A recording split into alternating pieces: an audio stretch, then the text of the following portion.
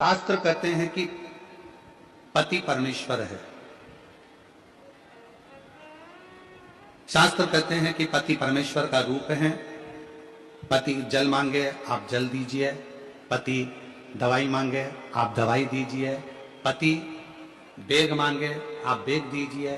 पर मैं आपसे एक बात पूछना चाहता हूं, शिव महापुराण में शिव और शक्ति दोनों की बराबर की कथा है। अगर पति परमेश्वर है तो पत्नी क्या है? पत्नी क्या है?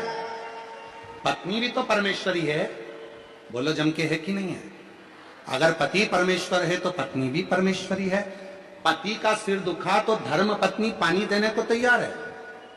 पति को तकलीफ है तो धर्म पत्नी उसको दवाई देने को तैयार है। पर शिव पुराण कहती है जब धर्म पत्नी को भी तकलीफ आए तो पति भी तो एक गिलास पानी ला कर दे, वो भी तो दवाई ला कर दे, वो भी तो पास में खड़ा हो, तो धर्म पत्नी। आज बहुत बड़े बड़े लोग कह देते हैं कि शिव जी को जल बाद में चढ़ाना, पहले पति को जल जरूर देना। तो हम कहेंगे बहुत अच्छे से जल दीजिए, पर साथ में एक बात और कहिए कि घर की अगर पत्नी बीमार पड़ी है तो पति का भी फर्ज है कि एक गिलास पानी उसके भी दुख में आकर उसको खड़े होकर दे सकते।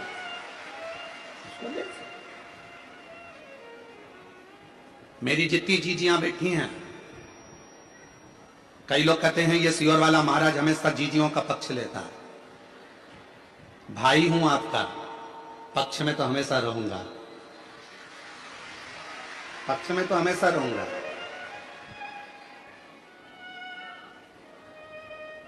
पूरे महीने अगर मेरी बहन, मेरी जीजियां आपको पानी दे सकती हैं, आपके लिए भोजन बना सकती हैं, पूरे महीने मेरी जीजियां आपके लिए सब कुछ कर सकती हैं, तो उसके रजस्वला धर्म के 5 या 7 दिन तो तुम भी उनको पानी दे सकते हो, तुम भी उनके लिए प्रसाद बना सकते हो, तुम भी उनके लिए सहयोग कर सकते हो। शिव पुराण में शिव और शक्ति की दोनों की बराबर की गाथा, दोनों।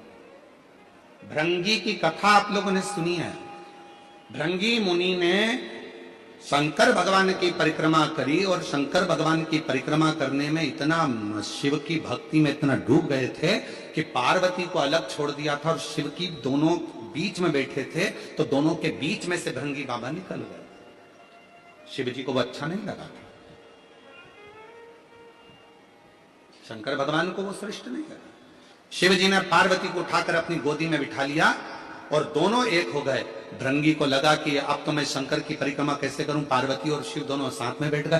फिर भी भृंगी ने एक छोटे से भंवर का रूप रखकर दोनों के बीच में से निकलना प्रारंभ कर दिया। तब शिव जी को क्रोध आया।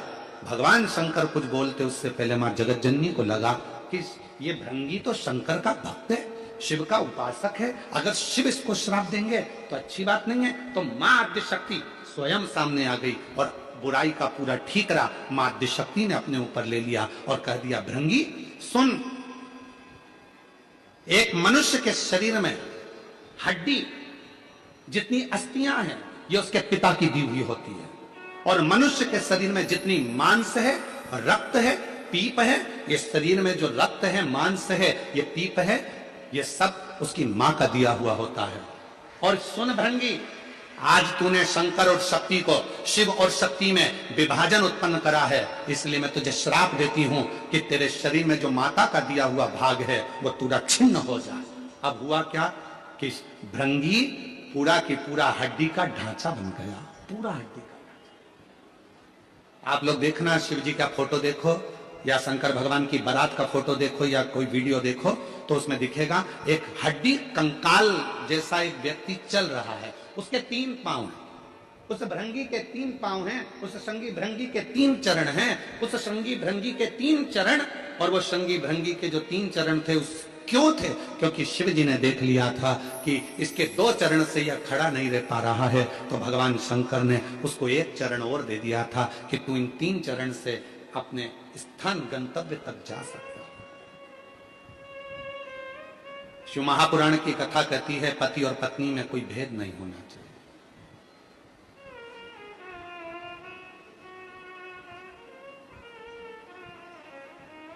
शिव महापुराण की कथा कहती है स्त्री और पुरुष में कोई भेद नहीं होना चाहिए।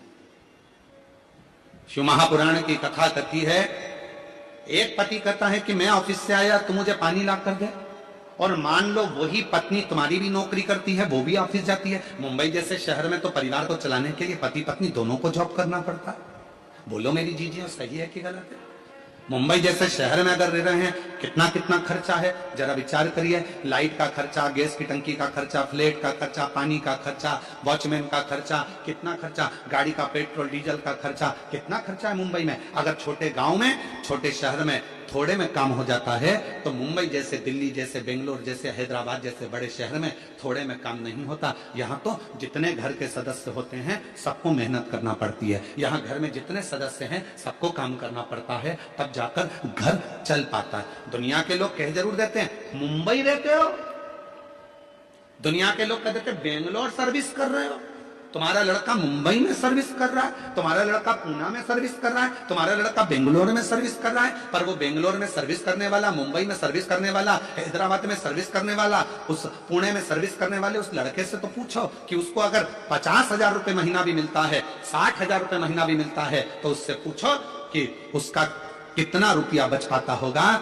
मालूम पड़े एक महीने में धीरे धीरे धीरे धीरे पूरा खर्च कर देता होगा, कुछ हाथ में नहीं रह पाता होगा। तब विचार करता होगा कि थोड़ा बहुत मेरे बच्चे की पढ़ाई में कहां से लगाऊंगा। कहना सरल है, बोलना सरल है। तो यहां तो पति और पत्नी को दोनों को साथ चलना पड़ता है, पति और पत्नी को दोनों को साझा कर कर चलना पड़ता है। यहां दोनों को मेहनत करना पड़ती है। भेद क्या? पति ऑफिस गया, पत्नी ऑफिस गई। पति क्या आस लगा कर बैठा है कि मैं घर जाऊंगा तो मेरी पत्नी मुझे चाय बना कर दे, मेरी पत्नी मुझे पानी ला कर दे। तो पत्नी भी तो बेचारी सोचती होगी कि आज मैं घर जा रही हूं, बहुत थक चुकी हूं। जितना पति थका होगा उतनी वो भी थकी होगी। उसके मन में भी भाव आता होगा कि कोई तो हो जो मुझे एक गिलास पानी का पूछ ले। अगर वही पत्नी अपने मायके में नौकरी कर रही होती, अपने मायके में रह रही होती, और जब नौकरी कर कर घर आती तो वो माँ उसको कहती बेटा थक गई होगी, ले एक गिलास पानी पी ले, मैं जब तक चाय बना कर लेकर आती हूँ। उस पत्नी को अपने मायके की याद आती है जब वो अकेली हो जाती है। तो शिव कथा कहती है, पार्वती जी का संवाद कर रहा है, सती माता का संवाद कर रहा है। एक श्रेष्ठ पति की गणना क्या होती है, एक श्रेष्ठ पति कैसा होना चाहिए कि धर्म पत्नी जो तेरे साथ ब्याह कर कर आई है उसको मायके की कभी याद ना आवे, और तेरा संग ऐसा मिले कि उसका मान सम्मान और इज्जत दोनों बढ़ती चले, दोनों का सम्मान।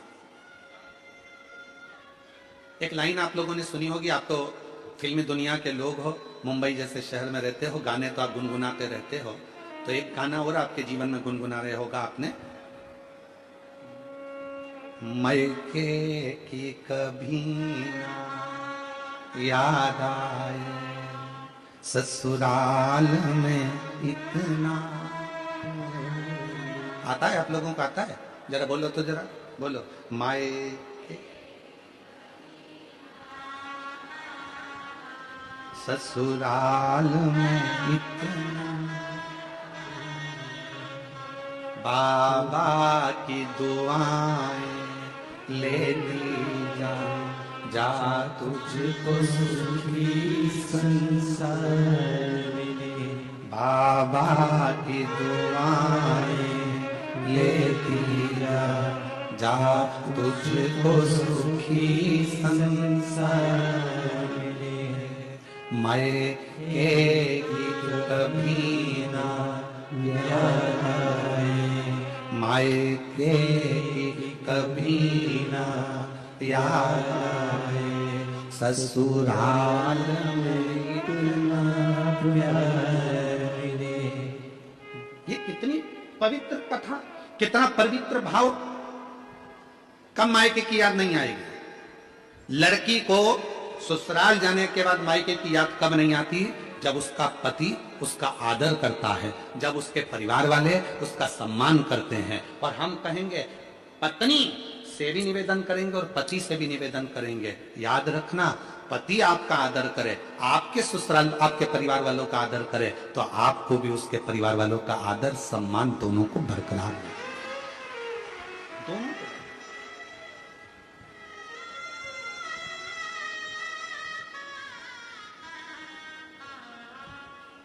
हम आप लोगों से पूछें तो आप लोग बताएंगे, हम कई लोगों से पूछते हैं, क्यों शिव जी को जल क्यों चढ़ाती हो, एक लोटा पानी क्यों चढ़ाती हो, एक लोटा जल क्यों चढ़ाती हो, एक लोटा जल क्यों चढ़ाती हो।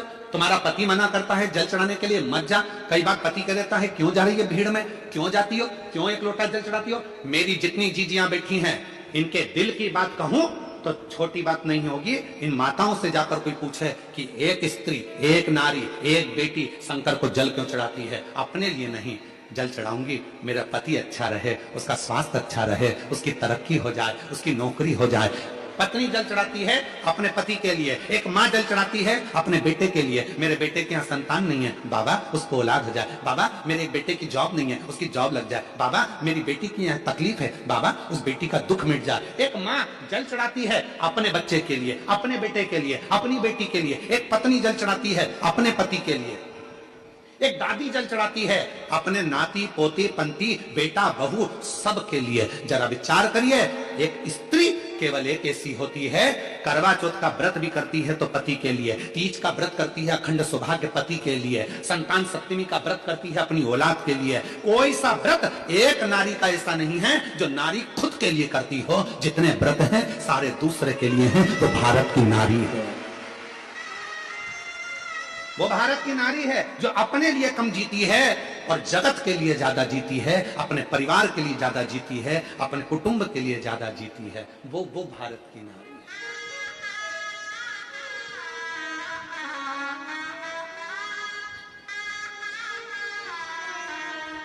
वो भारत की नारी। और उसके बाद भी लोग कह दें कि मंदिर क्यों जा रही हो, क्या करोगी जाकर, पहले हमारा पांव का जूता ला कर दे दो, पहले बैग ला कर दे दो, पहले ये सामान।